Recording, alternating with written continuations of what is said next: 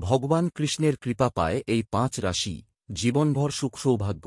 মেষ রাশি, বৃষ রাশি, সিংহ রাশি, তুলা রাশি, কুম্ভ রাশি, মীন রাশি। আর কয়েকদিন বাদেই জন্মাষ্টমী। ঘরে ঘরে শ্রীকৃষ্ণের পুজো করা হয়।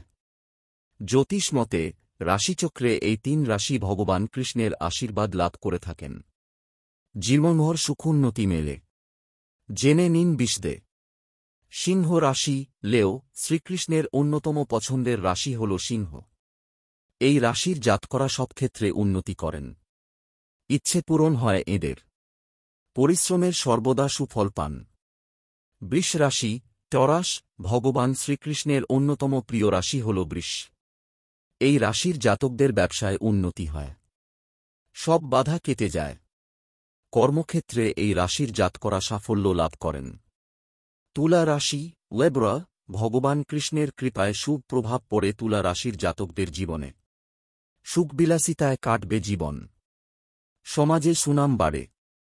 অন্যদিকে জ্যোতিষ মতে আগামী 21 অগাস্ট কর্কটে শুক্র প্রবেশ করবে, যার ফলে তৈরি হবে লক্ষ্মী নারায়ণ রাজ্য।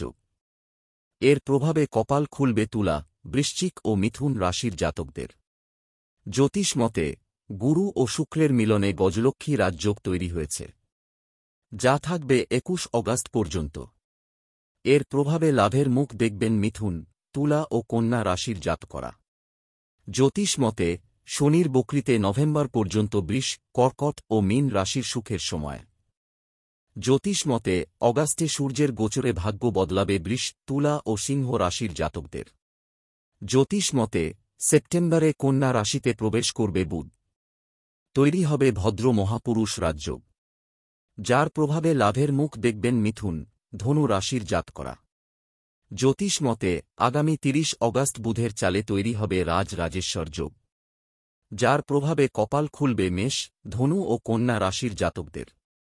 ভগবান কৃষ্ণের কৃপা পায় এই 5 রাশি, জীবনভর সুখ সৌভাগ্য। মেষ রাশি, বৃষ রাশি, সিংহ রাশি, তুলা রাশি, কুম্ভ রাশি, মীন রাশি। আর কয়েকদিন বাদেই জন্মাষ্টমী। ঘরে ঘরে শ্রীকৃষ্ণের পুজো করা হয়। জ্যোতিষ মতে রাশিচক্রে এই 3 রাশি ভগবান কৃষ্ণের আশীর্বাদ লাভ করে থাকেন। জীবনভর সুখোন্নতি মেলে। জেনে নিন বিশদে। সিংহ রাশি, লেও, শ্রীকৃষ্ণের অন্যতম পছন্দের রাশি হল সিংহ। এই রাশির জাতকরা সব ক্ষেত্রে উন্নতি করেন। ইচ্ছে পূরণ হয় এদের। পরিশ্রমের সর্বদা সুফল পান। বৃষ রাশি, টরাস, ভগবান শ্রীকৃষ্ণের অন্যতম প্রিয় রাশি হল বৃষ। এই রাশির জাতকদের ব্যবসায় উন্নতি হয়। সব বাধা কেটে যায়। কর্মক্ষেত্রে এই রাশির জাতকরা সাফল্য লাভ করেন।